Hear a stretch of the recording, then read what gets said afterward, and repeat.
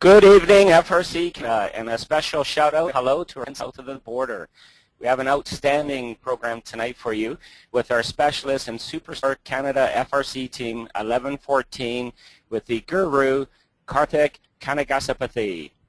Wow, if I only had $1 for every A in his name. No wonder Canadians say A so often. And holy cow, what an exciting show. I tell you, I leave this session tonight with a lot of information that's very valuable for every team, regardless of how experienced you are.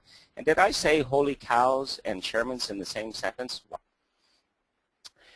At this time, we're going to benefit before from the expert insight and expertise from the guest this evening. Before we do that, we need to go to our new session tonight, which is something that we started doing a week ago. Invite the guru of First Robotics, Mark Bredner, to do an opportunity. Mark Bredner with us tonight because he happens to be with us in the United States.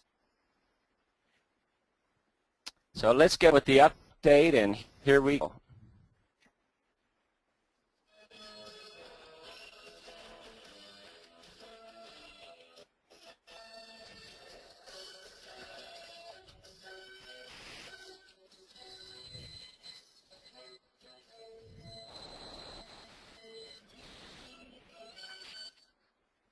All right.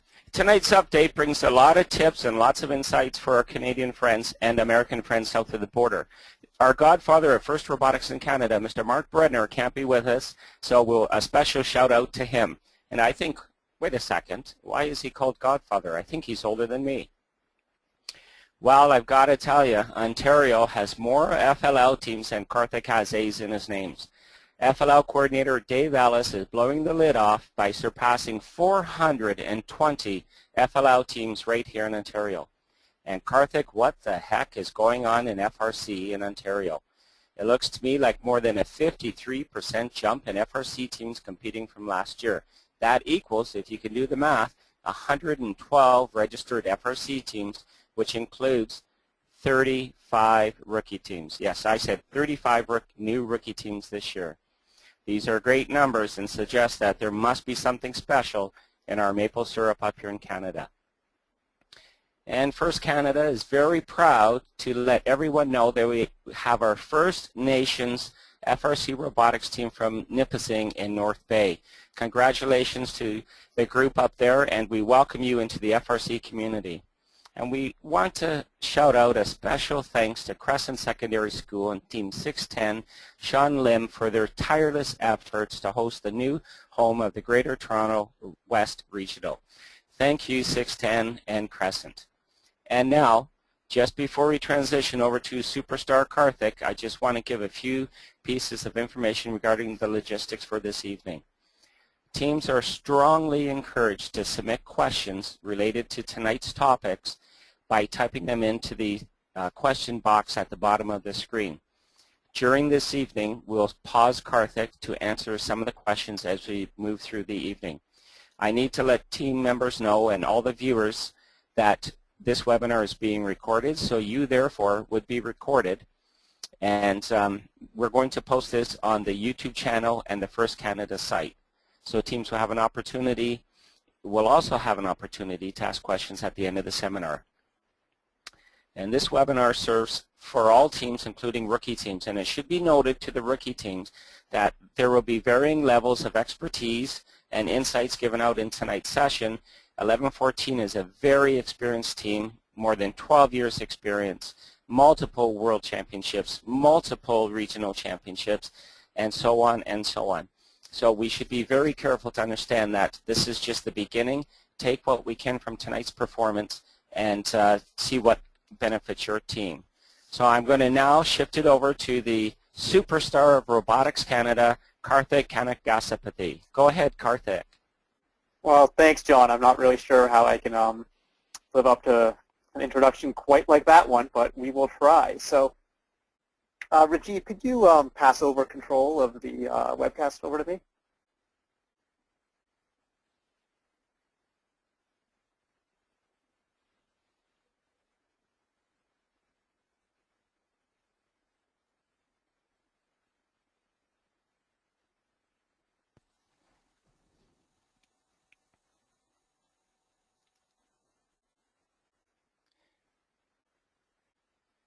I believe, Karthik, you should have control now.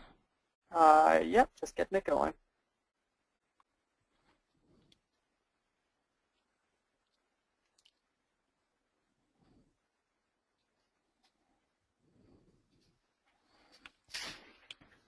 Just give me 1 second. And Karthik, while we're waiting here, can you perhaps provide some insight for the audience of what the connection might be between my comments about holy cows and chairmans? Yeah, just give me 1 second here, John. Certainly. There we go. All right, am I in full screen mode now, John? You are to me, and the rest Okay. of the audience, I assume, yeah? Perfect. So today's webinar is on the Chairman's Award, and not just, a lot of times you can just kind of read the awards description to get an idea of what the Chairman's Award is, but we're going to go and talk in depth about the Chairman's Award and what it really takes to take your submission to the next level. So my name's Karthik. I've been involved in FIRST for a bunch of years. I've been a lead mentor for Team 1114 since 2004, and we were fortunate enough to be inducted into the FIRST Hall of Fame in 2012 by winning the Championship Chairman's Award. Prior to that, we had won 6 regional Chairman's Awards along the way. During my day job, I worked for Innovation First International. Yeah, I am the MC for the Canadian Regionals, for most of them at least, and I've done a TED Talk, which is kind of cool. But anyways, that's not what you're here to hear about. You want to learn about the Chairman's Award. So an outline of today's presentation, we're just going to talk about what the award is, why it's important for teams to submit, what does it take to win, and then we're going to go over the individual components of the submission, talking about some tips and kind of giving you the framework or the recipe that 1114 used for a bunch of years. And we've shared that recipe with a bunch of other teams who've been very successful with it. So what is the Chairman's Award for? I mean, most people know that it's the last award handed out at a regional, and FIRST considers it their highest honor. But why is it such a big deal? The Chairman's Award is, and this is straight from the manual, it honors the team that in the judge's estimation best represents a model for other teams to emulate and which embodies the goals and purpose of FIRST. Which of course then begs the question, well, what's the mission of FIRST? And you need to always keep this at the forefront of your mind. To transform our culture by creating a world where science and technology are celebrated and where young people dream of becoming science and technology leaders. So throughout the entirety of your chairman's submission, you need to be trying to answer this question. Why, in the judge's estimation, are you the best role model for all other FIRST teams to emulate? And how have you embodied the goals and purpose of FIRST, i.e. the mission of FIRST, which is changing our culture into one that celebrates science and technology? So it's big stuff there, but you always have to go back to this. When building an FRC robot, you come up with a list of design priorities that are based on how can I best play this game to win matches? You always have to be coming back to that. What are my priorities? And with chairmans, it's the same sort of deal. So why should you submit for the Chairman's Award? This is a common question because only about 25 to 30% of FRC teams do submit for the Chairman's Award, despite it being the highest honor. Many teams are more than content to just build a robot. So what's the point here? All teams should be, and many already are, fulfilling the mission of FIRST. They are doing things to try and achieve culture change. Submitting for the Chairman's Award is just a matter of documenting what you have done. So all the efforts your team is making towards changing, the culture, getting that on paper and into video and into a presentation. So it's all about documenting here. This documentation process is also important because it captures your team history. So there's a side benefit for it. Even if you're saying, okay, we're just going to do the submission, but what else am I going to get out of it? It's very useful for marketing and sponsorship recruitment. This is kind of you're documenting your story. This is your team's story. You want to know what it's all about, and you're putting it into a form where it can be easily disseminated to others. Another very useful thing is it helps diversify the team, i.e., if you develop an active chairman's program, you're going to need to recruit new students to the team who are going to come in with a variety of skill sets that may or may not have already been present on your team. Having this wider cross-section of students at your school makes culture change within your school and community much easier. there's a lot of FRC teams out there that run as one very isolated pocket of the school. It's, it's 1% of the students of the school who don't have much interaction with the rest of the school. You're never going to achieve a culture change that way. So you want to bring in these dynamic minds on the other side.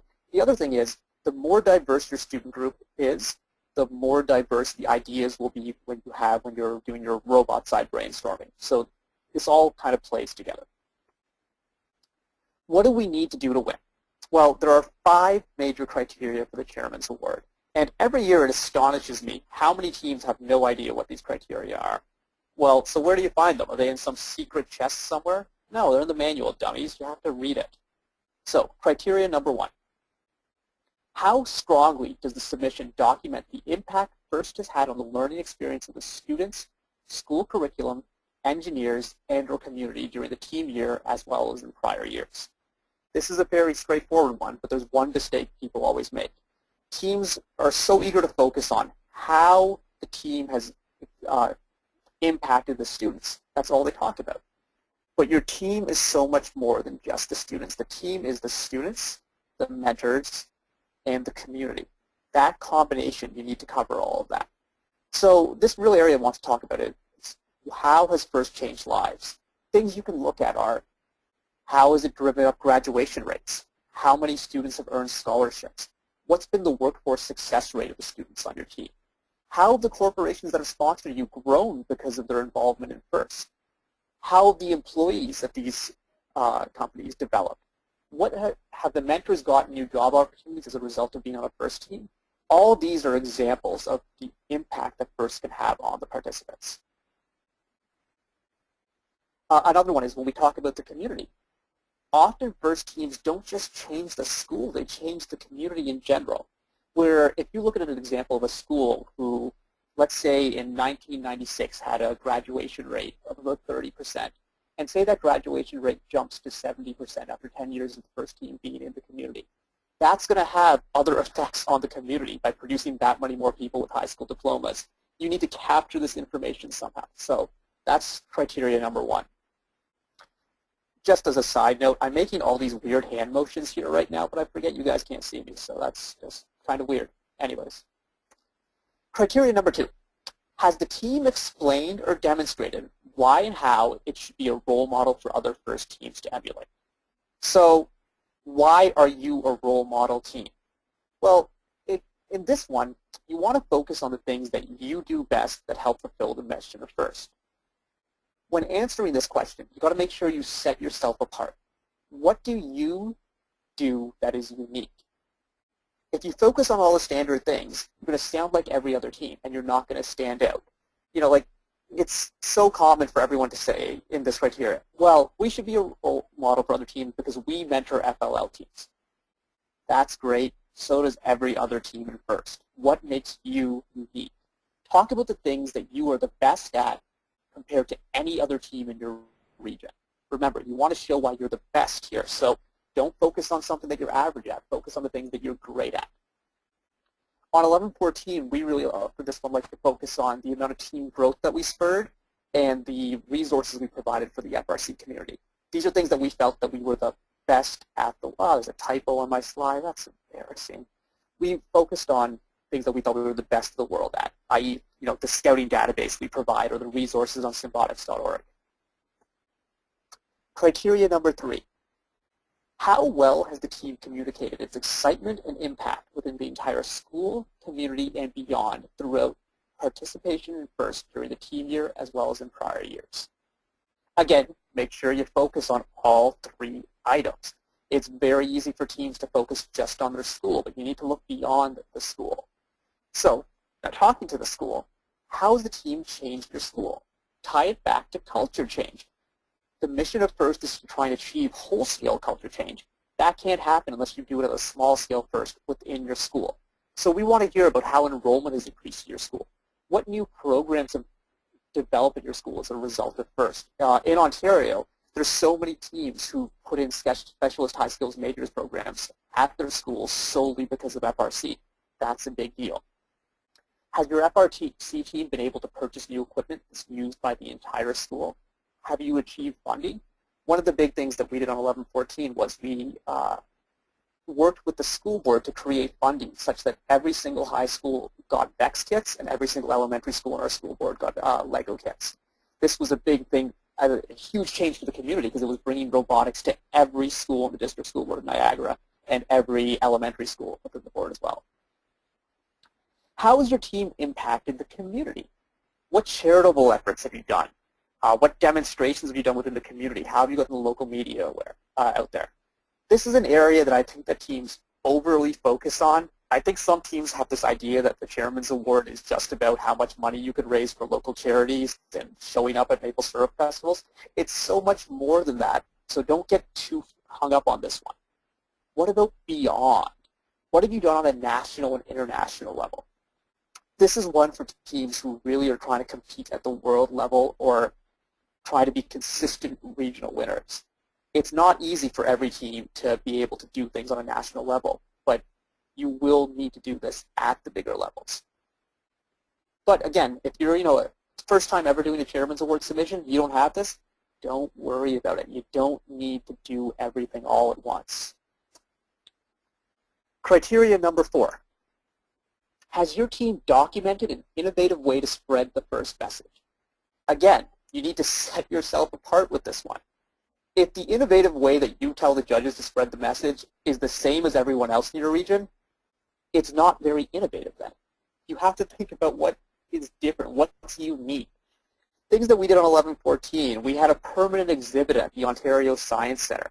We helped write the script and starred in 2 episodes of Degrassi, The Next Generation. This was one of the coolest things we ever did and got our team put on the same TV show as Drake. Like, this is a big deal. This is cool. That's innovative. We did a demo at a CFL game. Students created curriculum for Design Tech Center. Those were like big name feature things. What is your team going to do? Well, you need to dream big. After the 2011 season, our team decided to brainstorm on what we could do that was new, that was innovative, and that would have been fun for us. And one of our students said, wouldn't it be cool if we could make an iPhone app? And then I was like, yeah, but does anyone on the team know how to do that? And everyone was kind of like, no, but maybe we could learn. And it was a huge dream, but it actually happened. So I challenge every team to try and come up with one crazy pie-in-the-sky idea and make it happen. It may take you 5 years before you get it done. But man, if every team in FIRST tried to innovate like that, to spread the message of FIRST, think of where we would be in terms of culture change. Criteria number 5. How well, there's a word missing there, but basically criteria number 5 is talking about the year-round partnership and how it's reflected in what your team does. Partnership can be defined in many ways, including the partnership amongst the team's students and sponsors, schools and university, sponsors and engineers, etc., etc. Partnership takes shape in many forms, but it goes in both directions. This is really, really important because a lot of the times I'll do practice interviews with teams and all they tell me about is, oh, well, the mentors did this to help us and the sponsors did this to help us. That's great, but partnership goes in 2 directions. How have the students help the mentors? How have the students help the sponsors? What is going on? So, for example, have you done demonstrations? Have you helped sponsors do demonstrations at community events that ended up generating business for the sponsors? That's a cool way to talk about something unique that your FIRST team is doing. Has your sponsor been able to use the team to train new employees? Has the team been used as a recruiting tool for employers? For example, I know there's numerous sponsors out there who exclusively recruit within FRC teams. They recruit FRC grads. So by being a sponsor, they're tapping into this huge resource. That's an example of the team impacting the sponsor and partnership being served in both directions. All right, so we talked about the things that you need to do to win the award. What shouldn't you do? Well, I mean, we could make a long, long list of things that you shouldn't do, but we'll ignore stuff like don't be a dumbass. So, do not do things just for the sake of winning the award. This is a big one. Many teams over the past few years have been partaking in endeavors solely because of the award. I've heard teams say things, We need to go plant some trees for chairmen.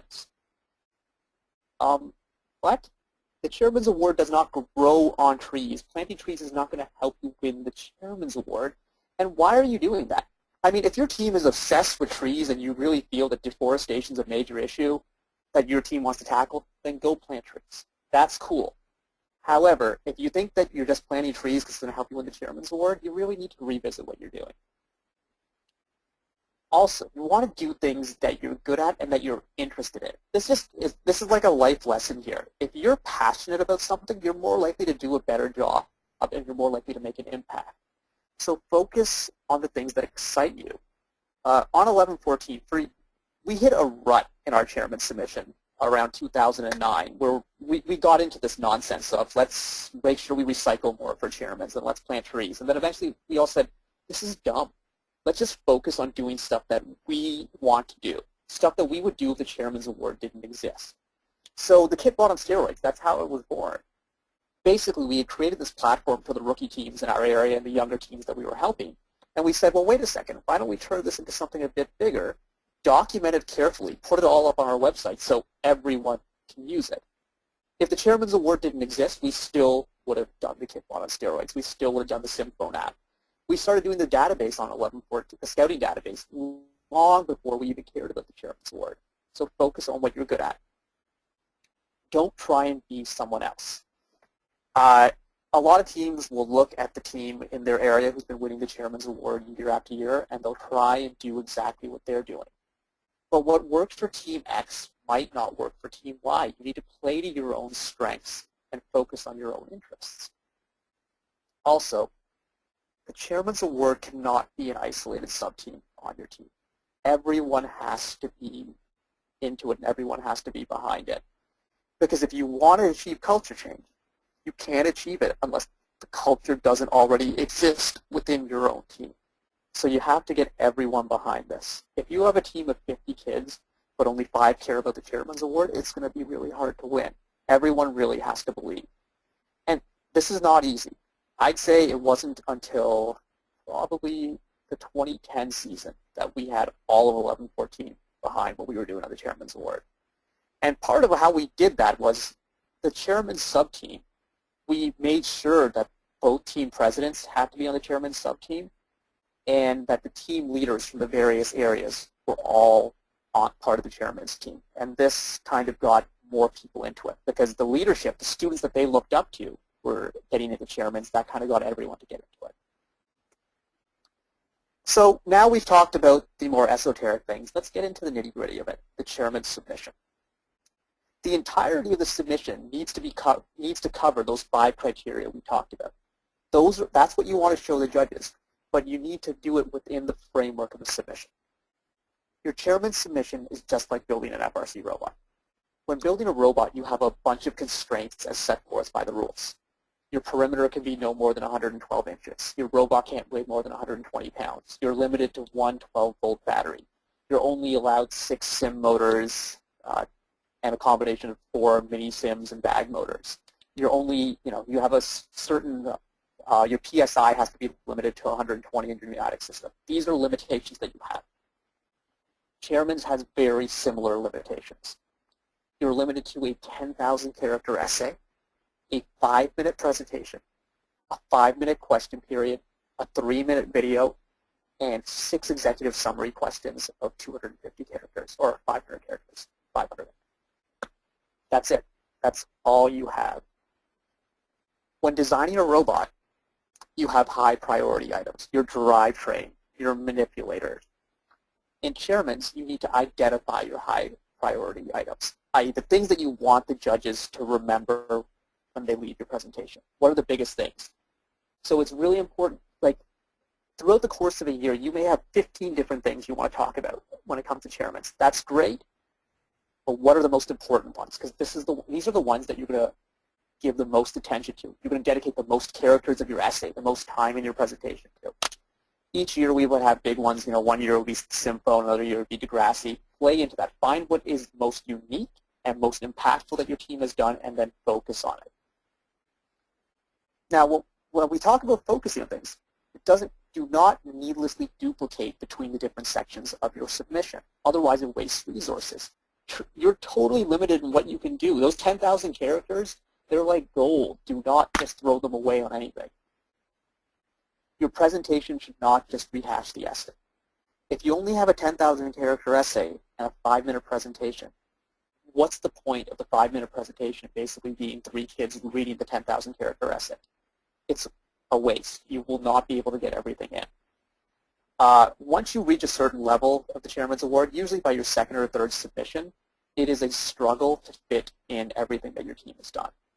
Once you're around your 7th or 8th submission, it's a nightmare. There's just no room, and you're leaving major things on the chopping block. It's actually an important thing to consider, and we talk about this when building a robot. One of the things I like to say is it's better to do 3 things at 10 out of 10 than 5 things at 6 out of 10. So say your team has done 20 things. You could go and dedicate 500 characters of your essay to those 20 items, or you could focus on the 10 most important ones and give them each 1,000 characters. It's definitely better to focus on fewer things but cover them more in depth. That's oh so crucial, and I can't believe I didn't make it a bullet on the PowerPoint. So each portion of the submission can be used to tell a different portion of the story. Some teams like to divide it up by the criteria. They could say, I'm going to cover 3 of the criteria in the essay and 2 others in the presentation. That's a unique way of doing things, but I prefer to divide it up by style. And just give me 1 second here.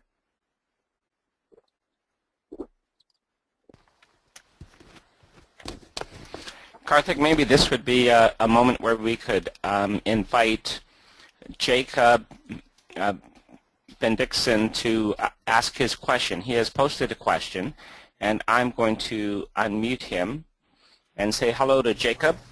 Yeah, hi.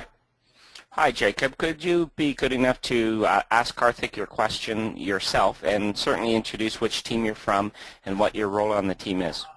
Yeah, so I'm from Team 1540 in Portland, Oregon, the Flaming Chickens. I am the Chairman's Manager and the Outreach Manager. And my question was, what would the biggest thing that we can do to differentiate ourselves at Worlds, just to really stand out from the rest of the pack? Jacob, that's a great question. I'm actually going to hold that question until the end of the presentation because we're going to talk about a lot of those things along the way. So, all right, sounds good. Jacob, make sure you ping John again and make sure that question gets asked because that's a really important question that I'm pretty sure that all the other attendees will want to hear. So I will come back to that one. I'm not going to forget it. That's great, Karthik. Thanks. And we will go back to Jacob. I know that there's well over 50 attendees on this webinar, so I see 1 question only. So I'm going to encourage the audience to submit the questions. Go ahead, Karthik. Thanks. All right. Thanks, John. So when you're dividing things up, here's a flow that has worked really well for 1114. We use the essay for factual information about team achievements and endeavors. The essay is all text, so we'd write a nice story in there, but we focus on numbers and quantifiable statements. The presentation we would use to tell the story behind those numbers. Because with the presentation, it's so much easier to inject some personality, and it's really, you can get some emphasis in on the big points. So we use the presentation to go focus on the key points in the essay, go in depth on them, highlighting what's important, and kind of tell the full story. Because there's so much more than numbers can indicate. The presentation is a great place to throw in personal anecdotes. Now the video. We use the video to tell the emotional side of the team story. Any first team you're doing sorts of things and there's huge impact, and a lot of these impacts evoke huge amounts of emotion, and you want to be able to capture that somehow, and video is just a great way of doing it. Unless you're an amazingly talented writer, it is so much easier to convey impactful emotion through carefully edited video. Same thing that goes for the presentation. You can try and do in the presentation, but with video, it's just kind of amazing what you can do, and it's the same sort of way that cinematography is so powerful, and how you can watch a 3-minute movie trailer and just be like, oh my god, I have to see that movie. That's kind of what you want your chairman's video to be. So that people watch and be like, oh my God, I want to be on Team 1540, the Flaming Chickens. They have really changed culture. The question period, which is 5 minutes where the judges can ask you anything. This is great to reinforce and clarify key points, because the judges are probably going to, if you did your job in the presentation, they're going to ask you questions about your big points, and this gives you extra time to talk about those big points and also clarify anything that they could be confused about. Also, it's a great opportunity to introduce new information, because so often your presentation evolves throughout the year and your team is doing new things throughout the season. This portion is a great place to add new things in without breaking up the flow of the presentation. The executive summary is where you're summarizing everything that you've done into nice little boxes that cover the 5 major criteria. You could also introduce some facts that didn't fit in within the rest of the puzzle that was put together earlier. Remember, when I talk about a puzzle, the different sections of the submission all have to come together to form one beautiful, elegant puzzle. The more this puzzle fits together, the more cohesive and powerful your submission will be. Like any puzzle, you don't want there to be gaps. So you want the whole story to be represented by one of these puzzle pieces and have them interlock in such a way that it is powerful and tight. A specific question about the submission that comes up a lot. Should we have a theme? Well, what's a theme? One of the best examples of a theme was Team 67 had their recipe for success in 2005 when they won the Chairman's Award, and it was pretty awesome. The presenters walked in dressed up like chefs with, serving trays and domes over top of them. They'd open the dome and they'd show, one section of what their team has done. It was pretty neat, and that kind of was the landmark that got so many teams thinking about, oh, we should theme our presentation. And it's a good idea. Theming things, it helps your puzzle look more complete and more cohesive. It also provides a sense of unity. It's a great way to organize things. In 2006, we had a theme which was quilting, which was basically our team exists like a quilt, which is a network of things that are sewn together or something like that. And there were different patches. And it was great to basically label the essay, Patch 1, Outreach, Patch 2, FLL involvement, Patch 3, something else. So that was a neat way of doing things. In 2012, when we won a championship, the theme was a museum tour. And this was really neat because our presenters pretended they were tour guides touring the judges through the Symbotics Museum. And each exhibit was one of the things that they wanted to talk about. And it was especially neat because it was the 10-year anniversary of our team, so it was kind of a historical year, so that theme made sense. In the 2010 season, we did our theme around the Olympics because Canada had just hosted the 2010 Winter Olympics. We named our robot after the Olympic mascot, Kwachi. It was the coolest Olympic mascot ever. And each section was kind of like an event of the Olympics, and then we tied in the Olympic theme of stronger, faster, higher, and always striving for greater levels of success and working within your community to the theme of first. So there's all sorts of neat things you can do with a theme. However, you don't have to do one. Like we talked earlier, do what comes natural for your team. You don't want to force a fit. Now, a great thing about a theme is it can be a unique point of differentiation for your team that makes it really easy for the judges to go, oh yeah, that was the team that themed themselves around a race car. I remember them. So that's kind of cool. Please don't plagiarize themes. It happens way too often where I see, some team from, Arizona use an awesome theme in 2009, and then some team from another region somewhere completely remote is like, oh, well, I found this via Google. The judges aren't going to know that they use that theme, so I'm going to take it. And you're right, you'll probably get away with it. But it's stealing. And it completely goes against everything that we learned about in first, and it's just wrong. So don't do it. Teams have done it before, and I wish they wouldn't, and I really wish we would get into the habit of publicly shaming the teams who did it, because it's not cool. Remember, don't force a bad fit with your theme. It has to fit in with what your team wants to do. I mean, on 11-14, we have typically a very kind of professional kind of atmosphere and going. So if our theme was dressing up like weirdos in capes or something, it would have not worked, period. So do something that fits within what your team does. The essay.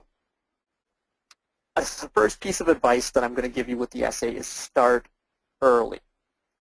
There is no reason you can't start your chairman's essay today.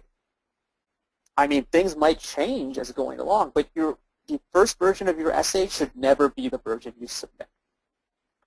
It is only a 10,000 character essay that is 1,500 words. For most of us, you can write a 1,500 word. I can write a 1,500 word essay in probably 20 minutes. Literally, my typing speed is going to be my bottleneck. However, that is not the appropriate way to do a chairman's submission. You need to write it over and over and over again. But one of the best pieces of advice I ever got in university is the key to effective writing is rewriting. Teams literally go through hundreds of versions of your essay. You can't do that in one night. You can't do that in 2 weeks. You need to start early.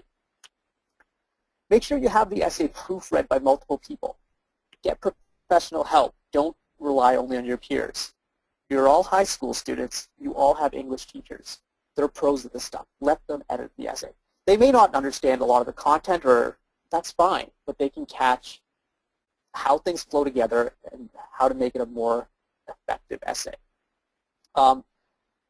We could probably do a full webinar just on writing styles, and that's a little bit beyond what we're going to do here, so I'm not going to dive deeply into things like how to set your essay up structurally, but I mean, it's just like writing an effective argumentative essay in any high school history course, so kind of look towards those tips.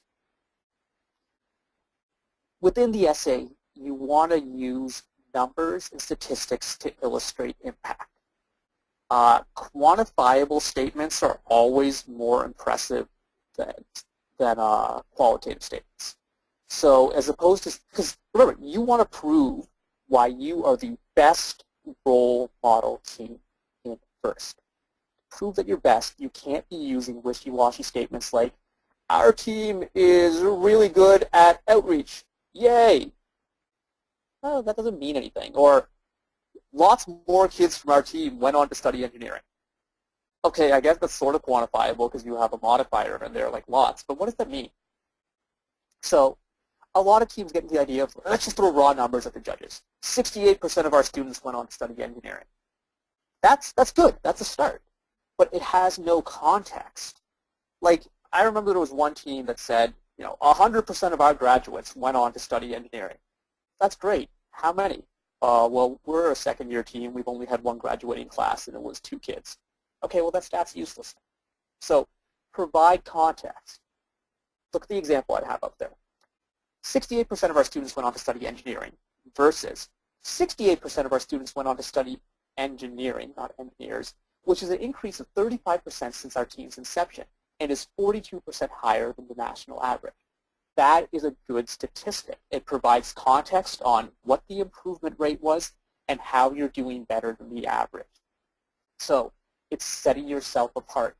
Lots of teams are going to throw out statistics in their essay. You need to make yours stand out. What are you doing that is unique and effective? Coming up with effective statistics like this takes a lot of time. You need to do a lot of research. You have to start, like, if you want to talk about graduation rate, you need to find out what the graduation rate of your high school has been for the past 10 years. You want to compare it to the local schools in your school board, the schools within a 100-kilometer radius, the schools in the province, the national average, the world average.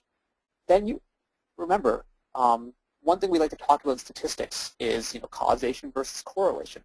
Can you prove causation? Can you prove that it was because of your team that the enrollment at your school went up? That is a big deal. If you can, showing correlation is good. Showing causation is great, and that's what the judges are going to be looking for. So now for all the numbers you throw in there, you need to make sure your numbers are all verifiable. The judges are going to look at these numbers and be like, how do you know that's true? Prove it. your biggest claims will be the most scrutinized. In 2012, we won the Championship Chairman's Award. We made a very, very bold claim, saying our team had spread first to over 6 million people. How did we back that claim up? Well, we had the full report from CTV Studios to Degrassi, The Next Generation, of all the ratings for every single airing of their show. We then had focus groups based on how many people watched episodes of Degrassi and then remembered that there was robotics involved in it. We had attendance reports from the Ontario Science Centre. We had all sorts of things that every single number in there could be backed up. That is so important because, and I'm going to tie into this, lots of teams give out bunk numbers these days. And the judges are aware of that, and they're digging a lot deeper into these numbers. So you have to be able to back up your claims. One of the things I like to talk about is the virtual footnote. When you write a history paper, every single statement you make that is not opinion needs to have a footnote. That is just standard practice. The chairman's essay doesn't support footnotes, and I kind of wish it did. But every single statement you make in there that's not an opinion, you should be able to back it up somewhere. And you should have a source material for all of that. What we did on 11/14 in 2012 when we won the Chairman's Award, every single piece of source material we kept and we compiled it into a binder and gave it to the judges so that every claim we made was backed up. It's really, really important to do this. Why is it so important? Because guess what, guys? There's a lot of teams that exaggerate, and there's other teams that blatantly lie in their chairman's submissions. And it sucks because the lying is unfortunately raised the bar where everyone feels they have to have more and more impressive statistics to try and play this game. And it's like a virtual arms race that makes no sense. Please don't exaggerate. It's not just a Chairman's Award thing. I have a lot of friends who do admissions for universities in Ontario. And they say the amount of resumes they get with ridiculous claims and applications to get ridiculous claims are through the roof. Just don't do it. You need to be able to stand on your own merit because eventually it will catch up to you. The other one is do not plagiarize. Lots of first teams have been very generous over the past 3 years or 4 years by putting their full chairman's submissions online for everyone to see. And I've seen other teams who copied straight out of team submissions. That's completely inappropriate. No one should be doing that. So stop the plagiarism, stop with the exaggerating, stop with all this stuff that we should all be better than.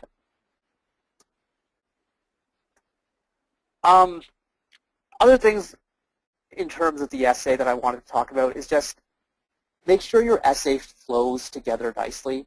A lot of the times you'll have multiple authors, which can be very difficult on a 1,500-word essay. Like, at no point in high school would you write a 1,500-word essay where it was divided up amongst 5 people. But on a first team with a Chairman's Award, you could. If you have 5 different authors all putting their own voice into the essay, it's going to sound very disjointed. So it's important to have one student who's in charge of taking those 5 sections, putting them together, and then making sure it sounds like it was written by one person and it's coming from one voice. One trap that a lot of teams fall into is someone will use a passive voice and someone will use an active voice for their 2 paragraphs. If your essay switches between active and passive voice, it's very, it's not good. So I'm all about having multiple students contribute to the essay, but one student needs to be in charge of the whole thing. I just want to check what time it is here. So the presentation. Use the presentation to tell the story behind the facts given in the essay. The presentation should complement the essay, i.e. the presentation should be something that makes the essay make more sense. They should go well together. It should be like a good alliance where 2 robots complement each other, where if one alliance is a great frisbee shooter, the other one might be a great hanger. They just kind of come together, you know? They should not duplicate or replace each other. There's a lot of teams, I've seen this one a lot. You write this 1,500-word essay, and then you kind of forget about the presentation. And then your presentation, you just kind of read the essay. Well, what's the point? Like, you have such limited resources, 10,000 characters and 5 minutes of presentation time. If those two are exactly the same, you have wasted a huge opportunity. That's literally like sticking a steel block on your robot for no reason. Actually, there are good reasons to stick steel blocks on your robot from time to time, but that's not the point. So make sure it does not duplicate the essay, but complements the essay. We're talking about a puzzle. You wouldn't want a puzzle with two pieces that are exactly the same. Complement each other, fit together. Who should be presenting? Well, first of all, you want students presenting. I know the rules say you can have a mentor in the room, but don't even think about that. That's just like, judges want to hear from the students. You want students who are outgoing, enthusiastic, well-spoken, calm under pressure, and quick thinking. What I have just described there with those criteria is like the antithesis of the average first student. So if you don't have these type of people on your team, recruit. Go out and get people like this. Go to your drama department of your high school, because drama kids are the best presenters. This next one, I get ridiculed for saying this, but kids who have gone through the pageant circuit are amazing presenters. Kids who have done dance in school, who know how to be on a big stage with eyes on them and to work a crowd and to work judges, are great presenters. Diversify your team to get this skill set. Now, you're always going to have one hardcore person who's been on the team for years and years and knows everything about the team, but complement that person with people with the other skill sets. Also, your presenters come in many different forms. They'll often surprise you. I look at the presenters we had when we won in 2012, Butters and Brittany, the Allaire Medalist winner, and Butters, our Dean's List winner. When they were in grade 9, I never would have guessed they would have ever become chairman's presenters. Butters was kind of a moron and asked lots of dumb questions, and Brittany was so shy she never spoke. But by the time they were in grade 11, they were rock stars and could handle anything. They were just absolutely dynamic. So just because someone didn't seem like a presenter when they were in grade 7 or grade 9 when they joined the team, keep an eye on them, because in grade 11 they might be it. Also, your presenters have to want to do it. They have to be passionate about it, because your chairman's presentation, if you're not enthusiastic about it, the judges aren't going to care. So you need people who are going to be, yes, I am proud to be a member of this team, and I know that we are the best team in the world. You want that sort of bravado, but also that's a little bit cocky there. So make sure they err on the side of confidence as opposed to cockiness. How should the presenters look? People ask me this question a lot, and I'm always like, good. Like, you don't want ugly presenters. But no, seriously, you want your presenters to look either professional, like they're showing up for a job interview, or tie it in with the theme. So they could be wearing, in 2012 our presenters dressed up like museum tour guides. That's a thing, you could go with it. I think a common look is for, khakis or some sort of dress pants and then a team shirt, because you want your team identity and your team branding to show. Also, make sure that they're comfortable. These events are long days, and if you're not presenting until 3 o'clock on Friday, but you're forced to wear high heels the whole day, you might be a little bit grumpy. So make sure that they can be comfortable with whatever they're wearing. The visual aids used during the presentation. These are useful for both the judges and the presenters. They're great for cueing the presenters, i.e., it's tough to remember everything you have to say, but if you have a visual aid which lists the 9 things you're going to talk about, that's a great remembering tool. Also for the judges, it gives them something to read while you're talking.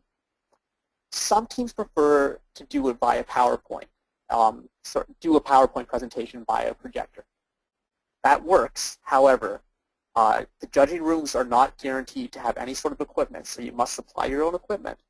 And the time it takes to set up your equipment counts towards your 5 minutes of your presentation. We've talked numerous times about how valuable these resources are. So you can't be wasting 30 seconds on plugging in a projector and setting it up so it pops up on the screen full screen.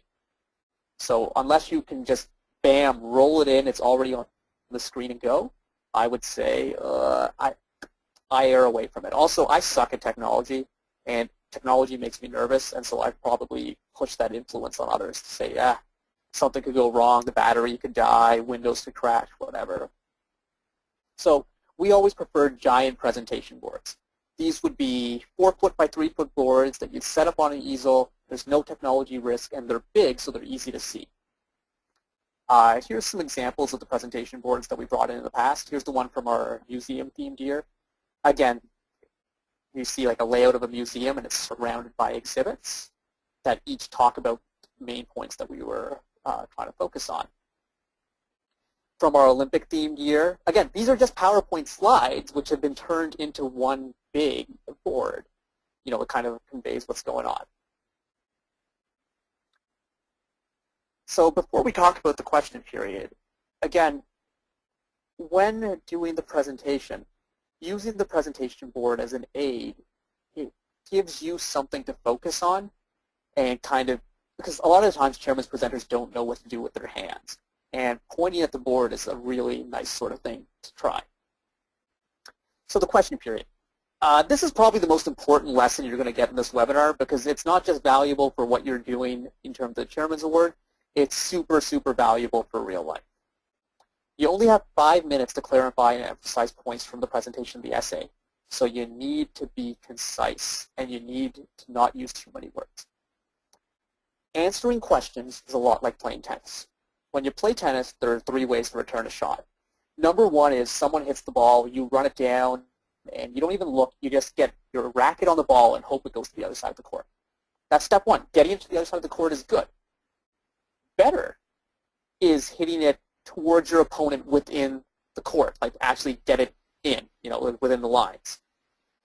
Even better is to focus on the ball, line up your shot, and hit it towards a spot that'll set up your next shot or possibly hit a winner down the line. So how does this relate to answering questions? There's 3 ways to answer a question. Number 1 is, if I say, what's the most important thing your team has done in the 2013 year? And then the answer is, we did lots of stuff, and my favorite color is brown. Well, first of all, whose favorite color is brown? Brown's a boring color. Secondly, you didn't really answer the question. You just got something out there. And usually the judge will be like, oh, okay, and move on. So that's acceptable, I guess. Or then you could answer the specific question. When you get asked a question, you need to process it, hear what the judge has said, and then answer it directly. That is good.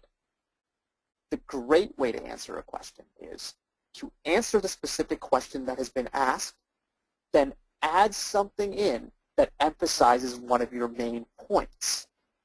So if a judge says, let me think of a good question here, what do you hope to do after you graduate? This is a common question. And most people will say, you know, I'm looking forward to going to the University of Waterloo to study pure mathematics. Good answer. But better answer. I'm looking forward to going to the University of Waterloo, which I learned about from our mentors when they took us to the university fair in downtown Toronto, which was an example of what the strength of our Big Sinbad, Little Sinbad partnership was. Oh, you not only answered their question, you snuck in an extra point that was really important. That is so key in answering questions. Super, super important when it comes to job interviews. When someone asks, tell me about the most interesting course you had when you were in university. You could say, oh, my most interesting course was number theory. Or you could say, my most interesting course was number theory because I learned a lot of unique ways to solve problems which would help me work in group tasks like the ones that your company is going to be putting me towards. Oh, you just nailed it. You're good. How do you get good at answering questions? Practice, practice, practice. You have to have a variety of different people ask you a bunch of unknown questions, and you have to just keep doing them. We would make the 11, 14 kids go through so many mock presentations, and we'd bring in some of like the hardest question answers we could, and I tell them, just try and break them, try and make them cry, ask them the hardest questions you could. Because realistically, the judges are never going to ask you a question that's going to make you cry. But if you have dealt with that at some point, you will be so much better at asking questions. Fun fact, we always made our German's presenters cry.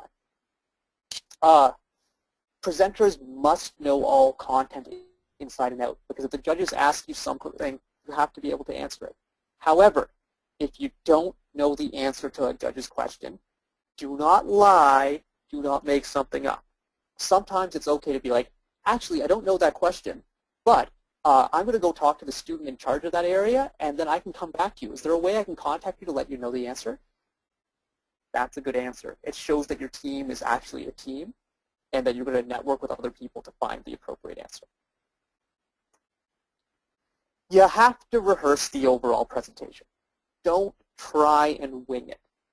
I mean, it's just like what we said about the essay. Don't try and write the essay on the last day, and don't just walk into the presentation without anything planned and just try and talk for 5 minutes. It's just not going to work. I always fought with the students at 1114 about having the presentation fully scripted. Because when like this webinar, you know, I have my PowerPoint and I have some point form notes here in front of me, but I didn't have a script for it. When I did my TED Talk, I didn't have a script because I wanted to sound somewhat natural and just to be having a conversation. If you run off a word-for-word script, you have a tendency to sound unnatural. The only people who are really good at doing that are drama students, actors and actresses who are trained to sound natural when reading the script. So I always prefer that you have a point form outline that you know and understand very well, and then just kind of talk about it.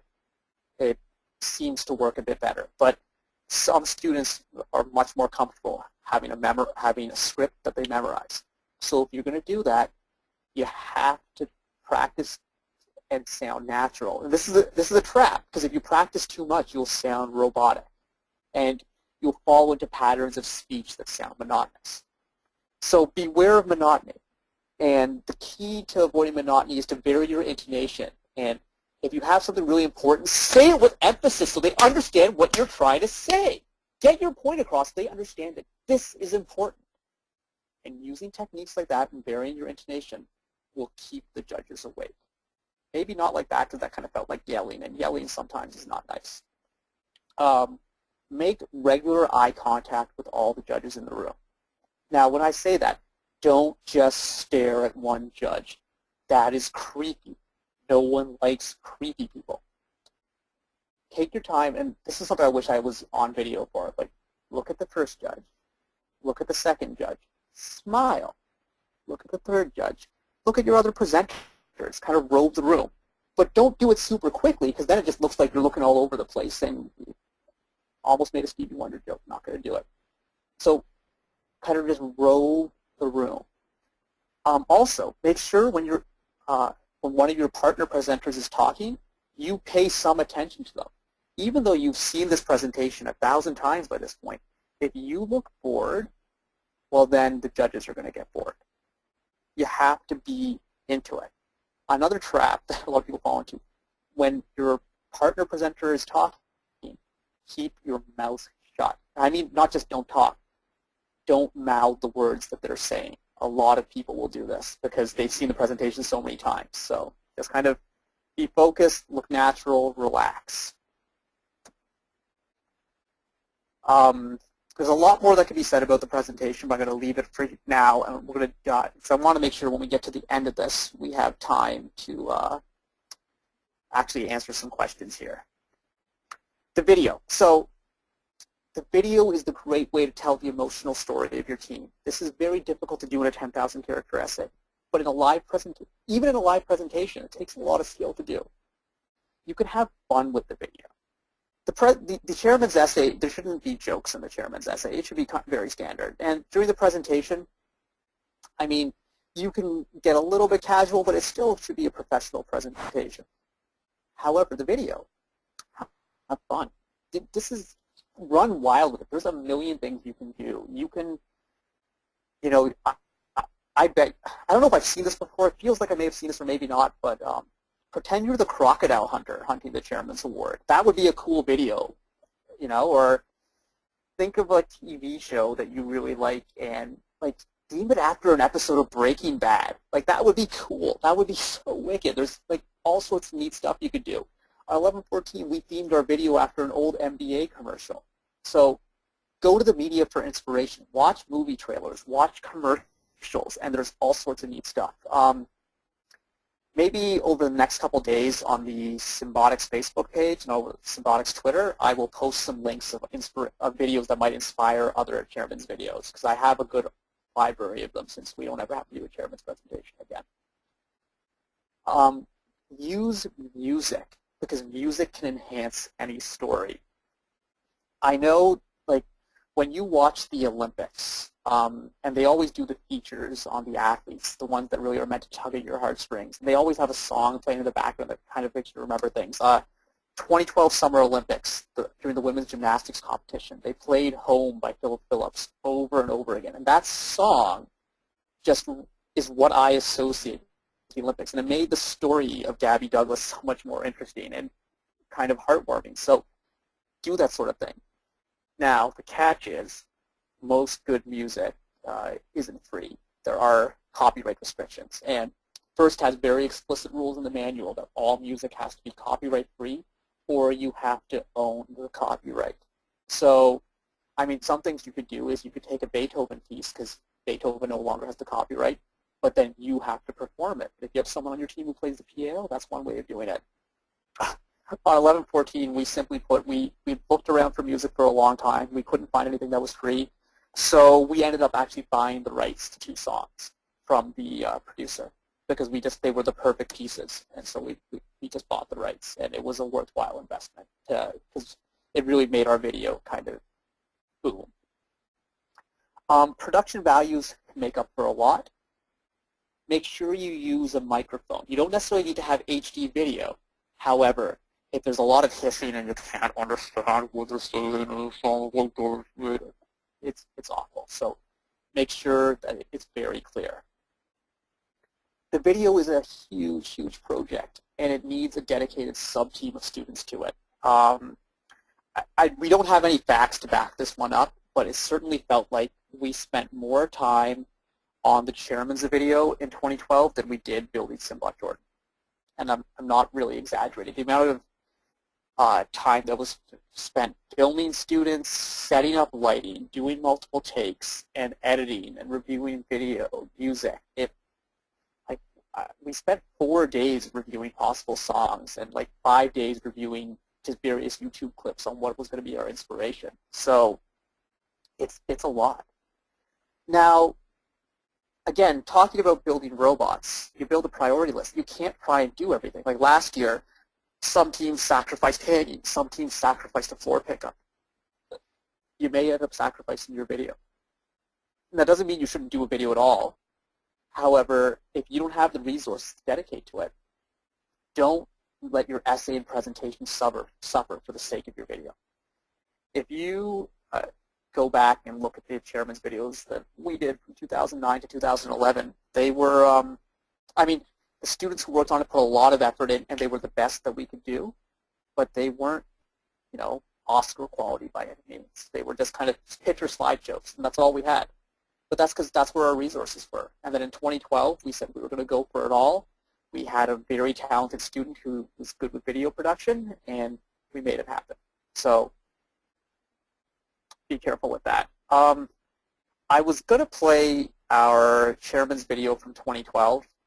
However, just based on when John showed the Hockey Night in Canada video, it was a bit kind of choppy and it didn't really play. So I don't think it's going to play well over the webinar. So I'm going to post these things on our Facebook page tonight after this webinar, so you can watch them there.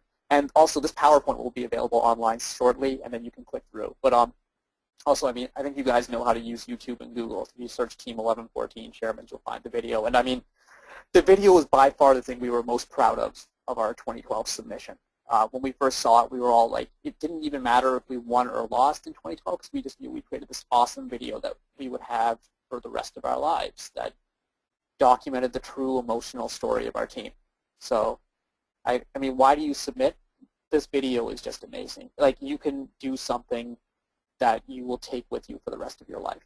Which, because, I mean, first for so many of us is this big emotional journey, but most of the time we capture that journey via our memories, which can be subpar. And having a video that documents it all, it's pretty neat. The executive summary, I don't have much to say about the executive summary because it is pretty straightforward.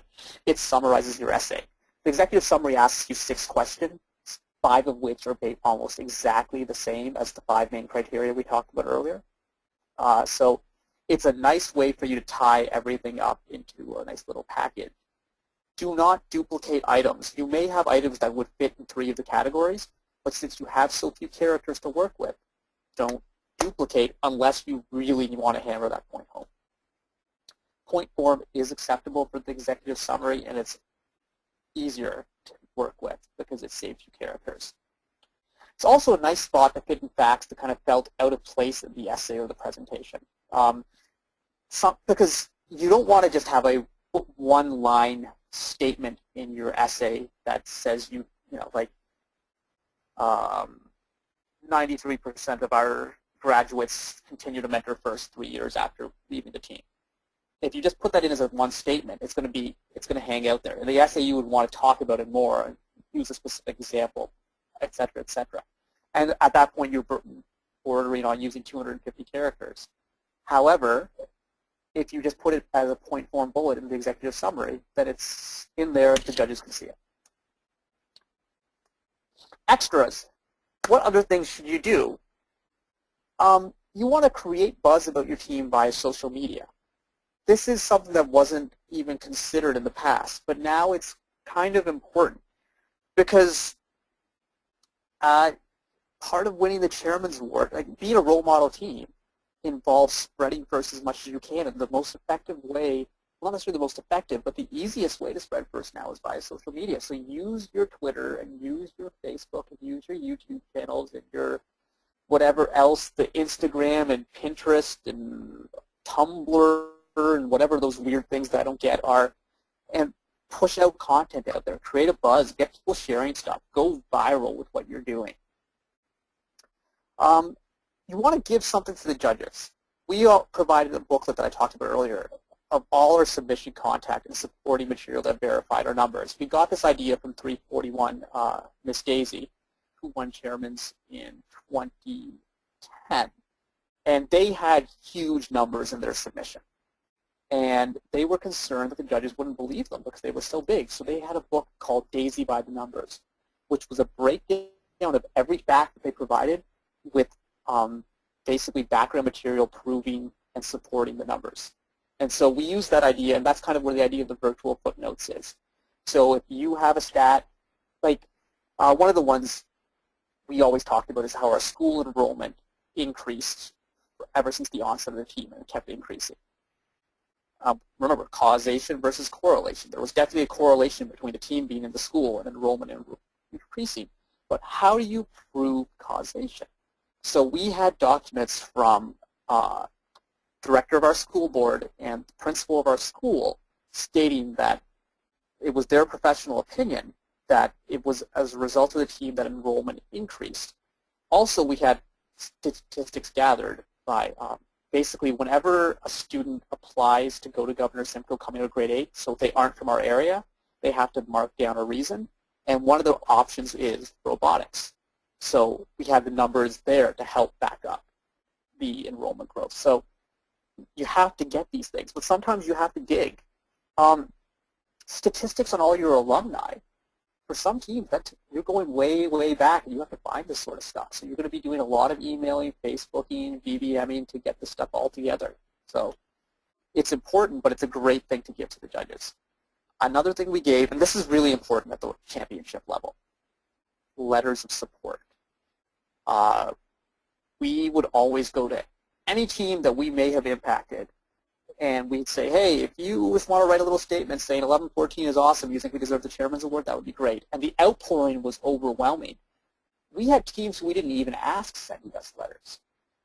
We were really proud that in 2012 we had letters from 6 different Hall of Fame teams, all stating that they thought we were the most deserving candidate for the Chairman's Award. So having that sort of stuff in there, it's something to show the judges, and they can go, oh, that's really neat. And last year we wrote we wrote a letter for our friends, the Holy Cows, stating that we thought they were the most deserving winners of the Chairman's Award. And we sent that to them without them even asking us, because we wanted them to have something else to back up their claim that they were a role model team, because the Holy Cows are a role model to us. It's good to have handouts in the pit because you're spreading the word about your program and you're creating buzz at the regional about your team. And remember, the judging is based on the chairman's interview. It's solely the chairman's interview, well, among the other parts of the submission. However, it doesn't hurt to impress the other judges. So when the judges are having lunch, if one of the judges is like, yo, I just saw, the Flaming Chickens team 15-14, and they were really impressive. They told me some neat things they did, this year. And one of the chairman judges is like, oh, I interviewed them earlier. That's good to know. It doesn't hurt. Creating buzz. And also, your team's done cool things. You want people to know about it. Share the information. Some general tips as we wind down here and then we move into the question period. The Chairman's Award process should be fun. If it starts to feel like a chore, you need to reevaluate why you're submitting. Around 2009, chairmans felt like a chore for us. And in our first chairman's meeting of the 2010 season, it got started late. It wasn't until maybe a week and a half or 2 weeks into the season, and I kind of said, hey guys, I'm not really motivated about the Chairman's Award right now. So unless you guys are going to take a full leadership role, I'm okay if we don't submit this year. And everyone kind of looked at each other and they're like, no, we want to do this. I'm like, okay, well then it's got to be fun again for you guys. And that was the moment where our chairman's culture changed to, as opposed to doing things for the award, we just started doing things that were Simbot style. And we wanted to just go out there and like literally just, ball so hard and skate to one song and one song only and do our thing. And that's what turned us into an actual championship contender. Utilize the feedback form to improve for the next season. The journey to a championship chairman's award takes years to complete. If you start doing chairman's submissions for the 2014 season, you probably won't even have a shot at winning the championship until 2018. However, if you have to keep improving year after year. I remember on 11-14, we would get so frustrated after champs. Be like, what do we do? It was never like, oh, we should have won, because every other team before us was so incredibly deserving. But it was just like, what more can we do? How can we improve? But you have to try and improve. Now this year, they've changed the rules on chairmans, where you're allowed to submit at every regional you go to. So you really, really need to improve from regional to regional. Get the feedback form from the judges. Look at what you did wrong and find out how to improve it. Our chairman's presentation and video that we submitted at GTR East in 2012 was dramatically different than what we ended up submitting at championship, because we did so much extra work to improve things. The judges gave us some really tough feedback after GTR East, and it was the best thing that had ever happened to us. And they even said on our feedback form, we would love to see you win the championship chairman's award. That's why we're being hard on you. Which was great, because that taught us what we needed to improve, and we really focused on that. So it's just like your robot. There are some teams who's like, hey, build season's over, our robot's done. You can do that, or you can be one of those teams, like Hot or the Cheesy Poops, the best example, whose robot just keeps getting better after every single regional. If you do that with chairmans, if you don't do that with chairmans, you will not win the championship chairmans. Some resources. We have resources available at robotics.org. Our entire 2012 submission is available online as a reference for all teams, the essay, whatever. Go through it and take a look. If you have questions for the whole team, tweet us at FRC1114. There's a variety of people who can answer your questions there. Some of our current students, our alumni. I want to have our past presenters on the line today, but they're all busy with university exams or the real world and stuff, so they couldn't be here today. But they can answer specific questions that you have, or I can answer questions. If you want to contact me directly, you can email me at karthik@robotics.org. So that's the presentation, and now let's start taking some of these questions. So John, can we start with Jacob first, because he was the first one to get in there. I don't want to skip him. No, absolutely, Karthik. Question for you. Can all the audience expect that you would post this on the Symbotics website, this presentation? Yeah, I will get it up. It's not going to go, I was hoping to get it up right after the presentation tonight, John. Unfortunately, I found some typos and stuff in there, so the perfectionist in me is not going to let it go yet. But Okay, absolutely. Well, that's okay. And we do know that First Canada will have a recording of the website or the webinar from tonight, so teams will be able to access that. And I just want to make a brief comment before we get to Jacob. You mentioned emotion and sincerity throughout your presentation in regards to how teams should present to the judges and so on. And I got to say that I so agree with you. I know that I went for a job that I was so certain I was going to get this job, and I memorized everything to a T. I went in, and when the question was asked, I immediately responded with the correct data or criteria. The problem was like rote memorization or like a robot. I was too quick, I didn't process, and I actually didn't get the job. So you make a very important point about the importance of emotion and sincerity so that the judges see a human being in front of them. yeah, absolutely. You want to keep it real. So Absolutely. So I'm going to go back to Jacob, and what I'm going to do is I'm going to let Jacob ask the question once more. We had extra people going in to the webinar, and that way we get a voice. So I see Jacob's perhaps not here now. So let me read the question. The question is, from 1540, what's the biggest thing that we can do to differentiate ourselves at the World Championships? so this is a good question because at the World Championship level, it is difficult. I mean, you are competing against the best teams in the world. And not just that, these are teams who have been at the championship level for so many years, and they're so close, and they've been improving every year. Like this year, teams like 27, 503, 987, who've been perennial Chairman's Award winners, will most likely be 340, 234. They'll all be presenting at the championship. How do you differentiate yourself? The easiest way, I hesitate to use the word easy here, you need to do something new. What hasn't been done? And so this goes back to what I was talking about earlier. Dream big. Identify an area that has never been touched before. So, examples of major things you could do. Bringing first to a country that has no first whatsoever. Right now, if you look at the United States, you see that the economy is rather stratified. How about bringing first on a large scale to the inner city, areas where kids may have never met an engineer before, period, or will never have a chance to? How about go into schools that have graduation rates in the 20 to 30% range, which do exist? If you're from the Northern California area, there was an article that you are more likely as a teenage male in Oakland to be murdered or shot than you are to graduate high school with skills to go to university. What about trying to achieve culture change in an area like that?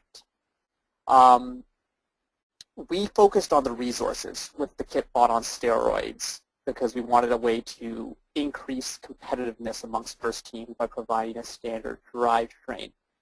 So one thing that is untapped right now is the first community, as much as it's networked through sites like Cheap Delphi, it is still a very loosely connected network. If you could start some sort of initiative to bring that all together, that would be something that could set yourself apart. But again, these are big, big things. So it's either do something completely new or be the absolute best in the world at something.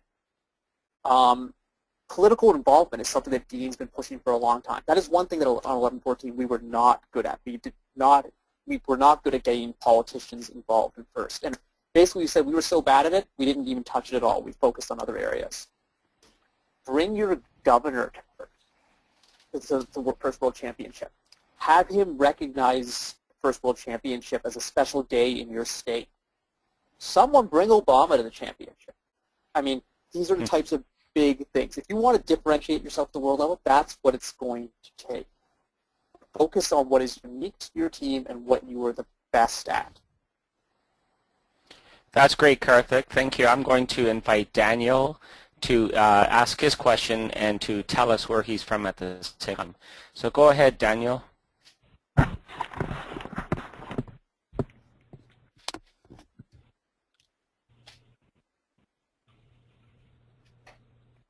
Hi, Daniel. It's me, but unfortunately it doesn't work. Doesn't have built-in microphone. We can hear you, Daniel. You hear me? Yep. Weird. Just speak loudly and clearly, Daniel. Okay. Forgive me if it echoes any, because I don't have headphones and I think I've been cooking while I'm listening, believe it or not. So hold on one second. What's for dinner, Daniel?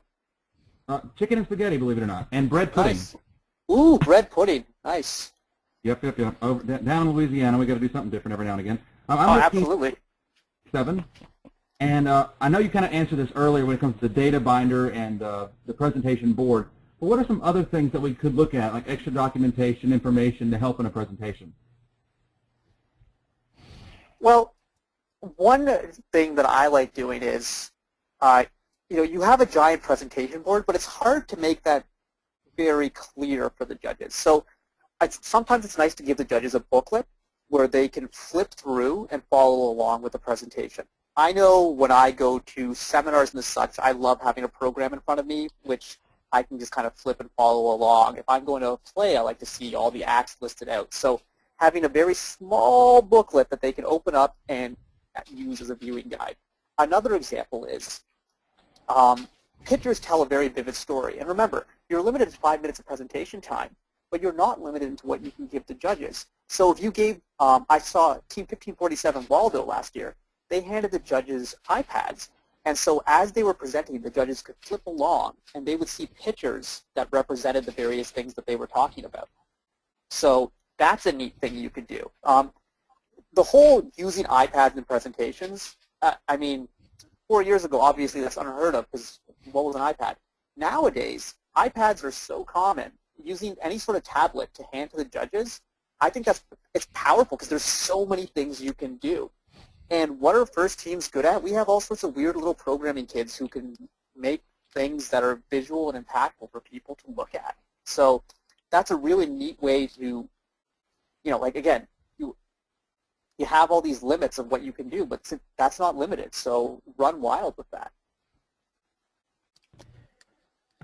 Karthik, let me take you over to Justin, who's posed his question. So Justin, go ahead and speak with Karthik. Hey guys, I don't know if you can hear me. Hey Justin, we can hear you. Very good. So thanks a lot for doing this webinar. It's great. For those who don't know, my name is Justin Montoya. I'm with Team 340. Just have Oh, two seriously? questions. What? You have a question? You have your own top 25 platform, man. I know, but you're a Championship Chairman's Award winner, so this is where we come to for advice. So I have two questions, and then I'll let you kind of answer both. So my first question is, how strictly should teams adhere to the 3-year rule? That you're only supposed to use information that was either that season or the prior 2 seasons? I ask that question because sometimes there's unique situations that teams have an opportunity to do something and only really do it once. And then if you don't win, 4 years later, if you haven't won the Championship Chairman's Award, is it okay to still use that even though it's old? And then my second question is, how do judges... Okay, Justin, yeah, go ahead. let me take the first question first, otherwise I'm going to forget what the first question is while you're asking the second question. Yep. Your emphasis absolutely has to be on the past 3 years. However, the Chairman's Award, at the regional level, it's even more important than you focus on the past 3 years. At the championship level, the Chairman's Award sometimes feels like a Lifetime Achievement Award.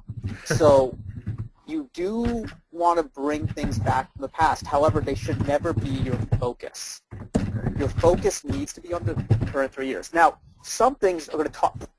You're going to be talking about the longevity of your team. If you want to talk about the full life cycle, I mean, students who graduated 7 years ago and now are working for a company that has started as a first team, that's really important stuff. So it is from outside the 3-year window, but you should toss it in there. I mean, the specific example that we would use would be Degrassi. We were on Degrassi in 2008. It aired in 2009. That was more than 3 years after the 2012 season when we won. But we found ways to keep it current, and we would talk. So we would mention Degrassi. It would not be the emphasis. Like the year after we won our chairman, we were on Degrassi. Our chairman's presentation was Degrassi this, Degrassi that, Degrassi this, Degrassi that. It was like boom, boom, boom, Drake, boom, boom. And we toned it down after years. Otherwise, it seems like you're presenting the same thing over and over again. And at the same time, at championship, it didn't hurt to bring it up. Another big thing that we did in 2007 is we ran a training for a bunch of executives from Maple Leaf Foods we had them compete with X robots so they could learn about gracious professionalism and apply it to their corporate culture. And this was under the direction of John Abley. That was a major, major thing we did. But then the 3 years came up, and we were like, how do we mention it? And so by 2012, it was still in our documentation that we handed to judges. There were still photos in there. We mentioned it as a bullet point in our executive summary, I believe, but we didn't touch it in the presentation. Degrassi, at least, still applied because there were people still being impacted by it because the videos were still being watched. So you want to try. It's a risk to stretch things into the past, but if you focus too much on the past, the judges will burn you on it. Right. Because there have been a lot of teams who were powerhouses in the chairman's world from 2008 to 2010, and then they started resting on their laurels, and it was kind of the same old, same old. And the judges really look for, and this is something that's difficult for teams who've already won a chairman's award.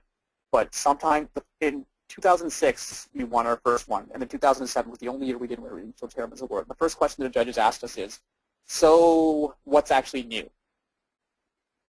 Which was incredibly discouraging, but taught us a valuable lesson. You have to keep it fresh, and if you don't reinvigorate with new content, the judges will call you on it. So major, major things from years ago are okay, but you don't want to do too much more than that.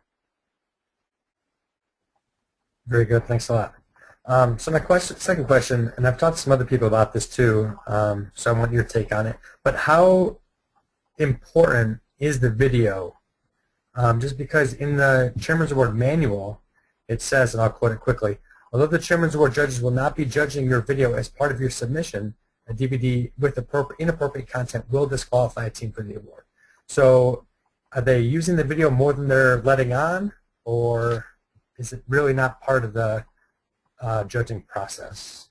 I am not a chairman's judge, nor have I ever been a judge. So anything I'm going to say here is, by no means binding or whatever. It's just based on what I have been told and what I have gathered. At the regional level, the video is very much sort of an afterthought. The judging is almost exclusively based on essay and presentation. The championship level, the video apparently has more of an impact. Because, again, they have so many great teams, how do you differentiate? That being said, a bad video or an illegal video, a plagiarized or a copyright violating video can absolutely disqualify you. But here's the other thing with the video. The judges are going to watch it at some point. And they can't unsee it. So if you really hit them with a major emotional impact, they can't forget that. They're human. So to think that the video can be completely ignored, I think it's a little foolhardy, but maybe it is. I don't know. But I can say this. If you're limited on resources, your priorities absolutely have to be the essay and the presentation over the video. And finally, remember, to win at the championship, they are going to play that video in front of 40,000 people. All these people, and then, not millions, but like all these other people watching at home are going to see this video. If the video sucks, are they really going to play it? Are they going to be like, ugh, can we actually give this chairman's award to a team who made that? I don't know. That's just speculation there. So, but like I said, prioritize the essay and the presentation over the video. The video may be more important than the judges are letting on. I don't think we're ever going to get an answer to that. Karthik, I take you now to Mark Hoshchuk. He's available to speak now. So Mark, please present your question to Karthik. Oh, thank you very much. I'm Mark Holshoe from Team 2194 Fondy Fire. Karthik, I was wondering in 2012 when 1114 won the Chairman's Award at the championship, how much did your team's presentation change from when you won it at the regional to what they presented at the championship? That's a really interesting question, Mark, because I had forgotten how much it had changed until today when I was working on these PowerPoint slides and I was looking through some of our old chairman's material. It changed a lot. We intentionally in 2012, we submitted at our Week 2 regional, which is the first regional we went to. And in the past, we had always submitted at one of the later regionals, which would be after the school spring break, so the kids would have the whole spring break to work on the presentation. In 2012, we wanted to submit early because we figured that we thought 2012 was our year. And we knew that we wanted to focus as much as we could on the championship. So we figured submit early, figure out what's wrong with it, and then spend the rest of the time doing improvements before championship. And so things that changed, the flow and the walkthrough of the presentation, the kids became much more rehearsed, and literally, like, we had 3 presenters, and they zigzagged like they were professional figure skaters doing a routine. And it was so seamless how they kind of moved to make sure that one of them was always beside the presentation board and one was on the outside. The content, we adapted things where we focused less on things that were Canada specific and things that would set us apart within Canada, and more on things that would set us apart on a world stage. And tying back to what Justin just spoke about, we focused a little bit more on things that we did a long time ago that the judges in Ontario had probably heard about over and over and over again, but these judges at the championship may not have. So those were the kind of changes that were done. Where the real major change was on our presentation board. The first draft of our presentation board was good, and it was made by a grade 10 student who was very keen, and he did a good job. We then had one of the parents on our team, who's actually an architecture professor, came to us and says, oh, well, you guys, this is like a museum. I know a lot about the design of museums. Can I help? And he helped us rework that presentation board, and it went from something that was good to something that was just amazing. And he just brought in this keen eyesight. So again, this is another thing where mentors are helpful and bringing professionals in is helpful. But that presentation board changed completely. The other thing that changed was our video. We were so rushed to get the first version of the video done that it was good, but we added extra scenes in, we got some more footage, and we made a couple tweaks to that video. And the final video that's available on our YouTube channel is so much better than that original video. Now, it turns out at Championship they played the original video, which is a whole other story I could get into if someone would like. But the video went through a lot of changes too. I remember there was a lot of people asking it because there was a lot of buzz created by our chairman's video at GTR East that year, and then everyone's like, when's it going to go online? When's it going to go online? We waited 6 weeks to put it online because we wanted to put this more polished copy online. So the short answer to your question is things changed dramatically.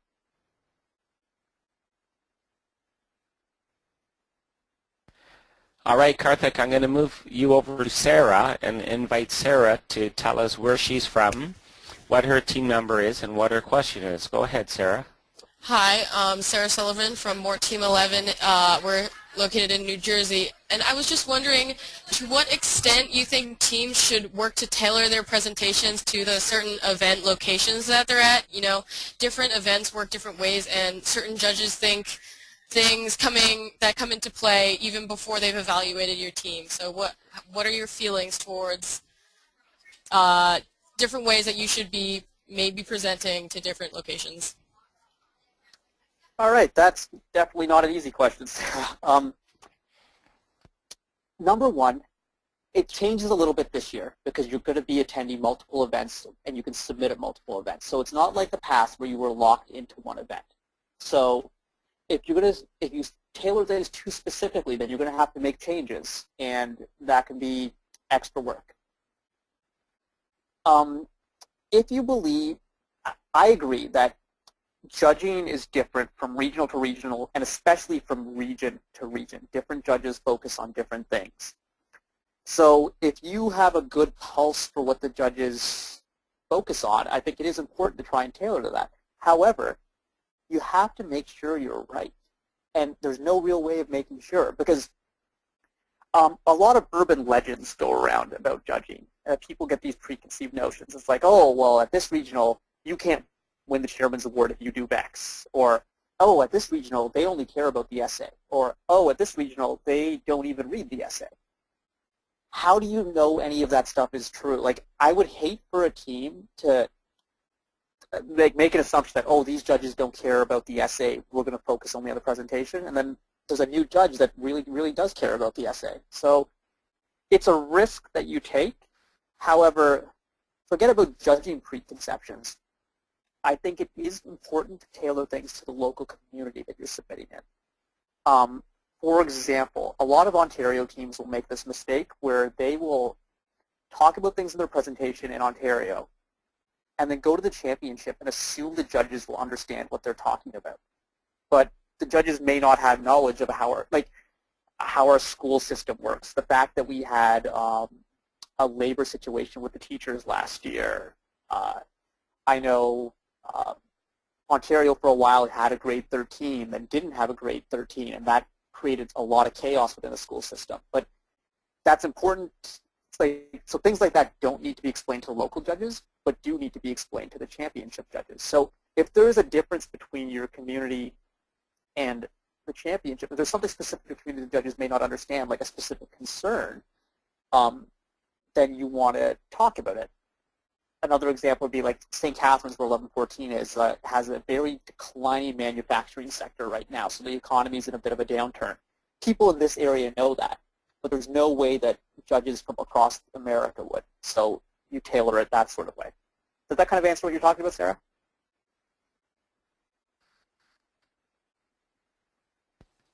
I had muted Sarah for a bit. Yeah, that did. Thanks Sarah, so much. Okay, you're welcome.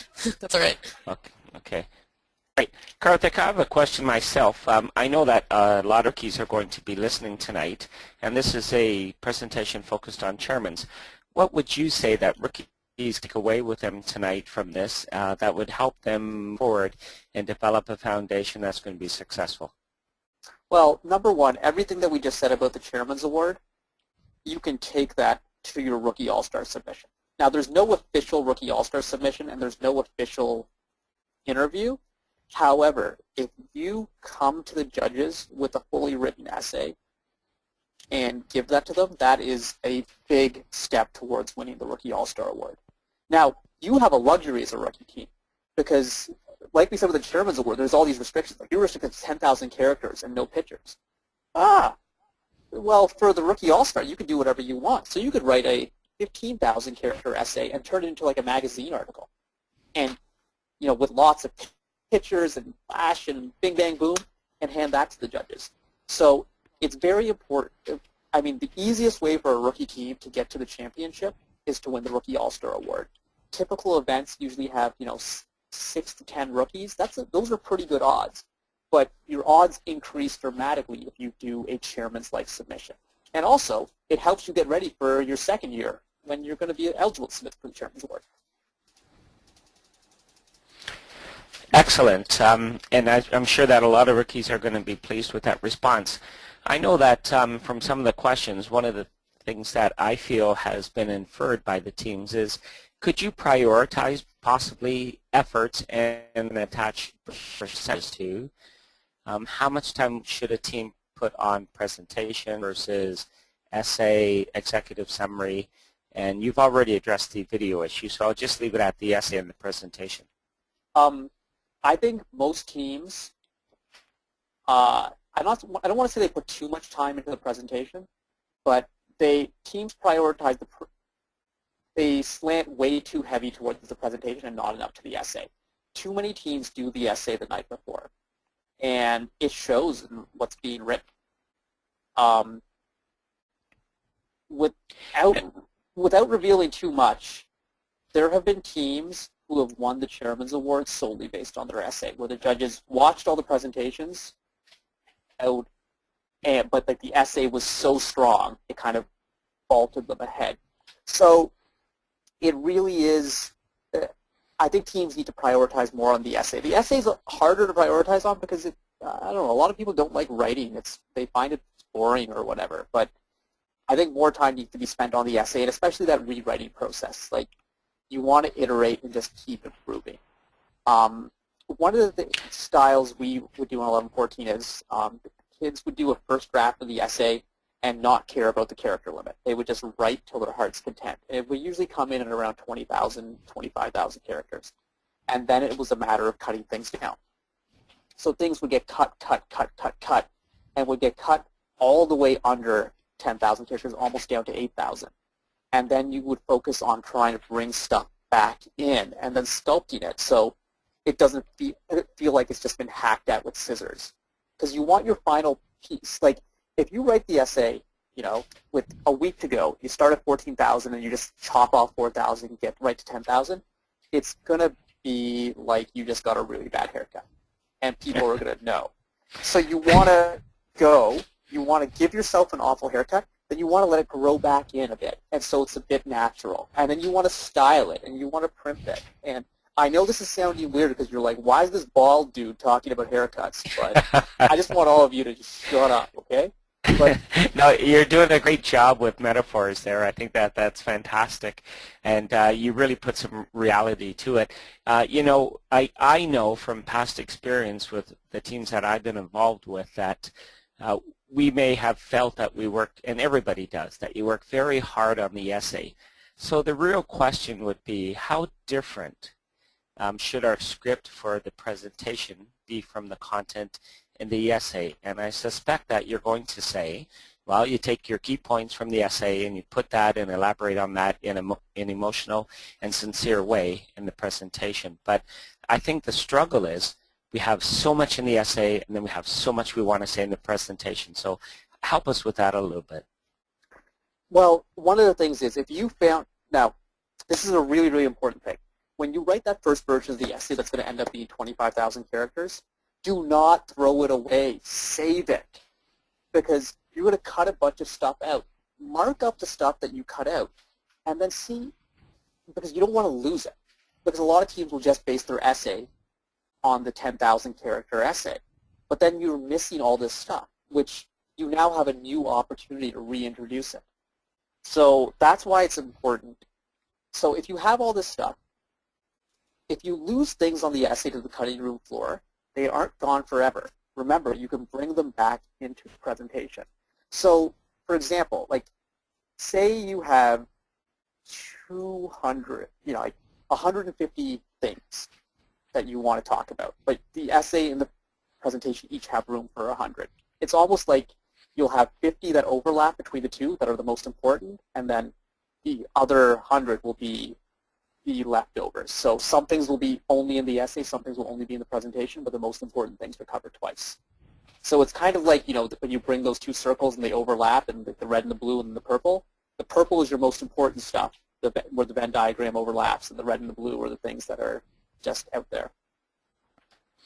Yeah, I think that's a great idea. Just before you said the word Venn diagram, I was thinking exactly the same thing, and the idea of what's in the middle is what we really punch home in the home runs that you're going to try to hit, whether it's the presentation or the essay. And I think that's a real good visual for people to focus on. I think the last point I want to ask you about is I've noticed at Worlds that sometimes, even though you've won the chairman's at a regional and you go to Worlds, the judges don't seem to always come around to the pits. Can you talk about that a bit?